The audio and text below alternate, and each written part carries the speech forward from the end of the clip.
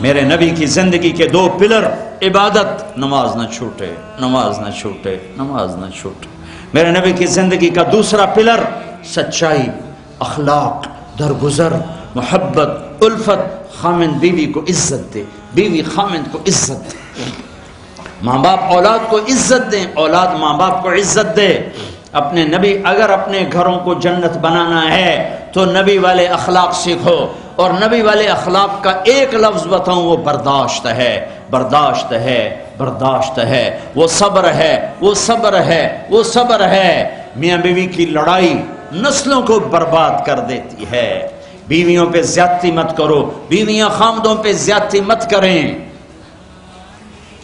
میرے نبی نے فرمایا بدترین ہے وہ انسان، ان انسانوں میں کوئی خیر نہیں جو عورتوں کو مارتے ہیں، اور عورت سے فرمایا جس سے اس کا خامد ناراض ہوا، کسی عذر شرعی کی وجہ سے، ظلم کی وجہ سے، عذر شرعی کی وجہ سے ناراض ہوا اور اس نے اسے راضی نہ کیا، تو اللہ کی ساری رحمتیں اس سے دور ہو جائیں گی۔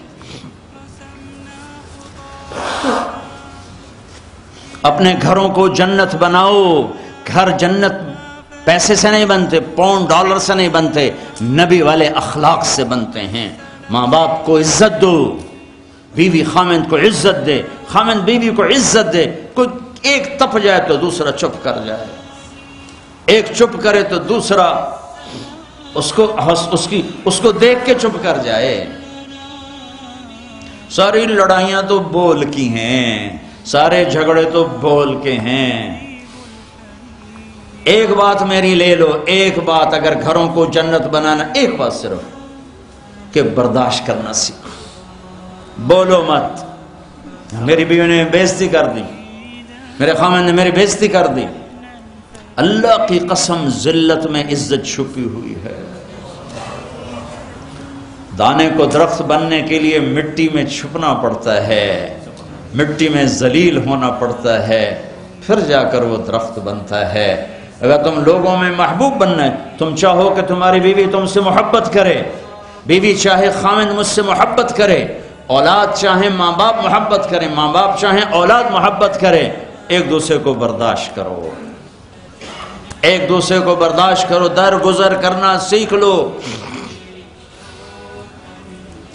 اور میرے حبیب کا فرمان، اے معاذ تمہیں سارے دین کا خلاصہ بتاؤں؟ کہا جی کیا؟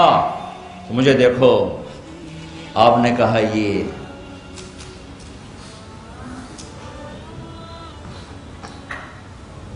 اے معاذ زبان قابو میں رکھنا۔ یہ سارا دین تو سارا دین کیا مطلب ہے؟ جو زبان پہ قابو رکھے گا سارا دین اس کا بچ جائے گا، جو زبان پہ قابو نہیں رکھے گا سارا دین ضائع ہو جائے گا۔ غصے کو برداشت کرنا سیکھو، ایک دوسرے کی تعریف کرنا سیکھو۔ کسی کی بیٹی کو بہو بنا کے گھر لائے ہو، اس سے وہ عزت دو جو اپنی بیٹیوں کو دیتے ہو۔ ایک عورت جب ماں ہوتی ہے تو وہ بچ جاتی ہے، قربان ہوتی ہے۔ وہی عورت جب ساس بنتی ہے تو اس کے اندر زہر بھر جاتا ہے۔ ایک مرد جب باپ ہوتا ہے، ساری رات جاب کر کے بچوں کو روٹی کھلاتا ہے، وہ جب سسر بن جاتا ہے تو اس کے اندر ایک نفرت بھر جاتی ہے۔ یہ میرے نبی نے سسر بن کے دکھایا۔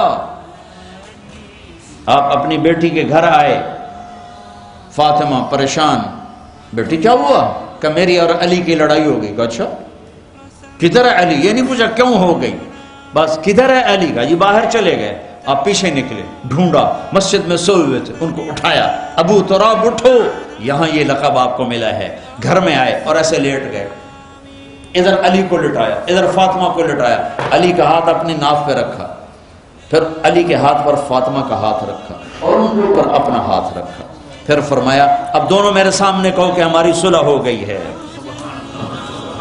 تو دونوں نے کہا جی صلح ہو گئی۔ تو آپ باہر نکلے بڑے خوش۔ صحابہ نے کہا یا رسول اللہ آپ تو بڑے خوش نظر آ رہے ہیں۔ کہ میں علی و فاطمہ کی صلح کرا کے آ رہا ہوں۔ یہ سسر کا کردار ہے، یہ سسرال کا کردار ہے۔ لیکن میں درد سے کہہ رہا ہوں، کہ ساس اور سسر ایک زہر کا رشتہ بن گیا ہے، بہو ایک ذلیل رشتہ بن گیا ہے۔ جیسے تم اپنی بیٹیوں کے لیے چاہتے ہو کہ کسی کے گھر جائیں تو سکھ سے رہیں، جس کی بیٹی لاتے ہو اس کو بھی سکھ دو،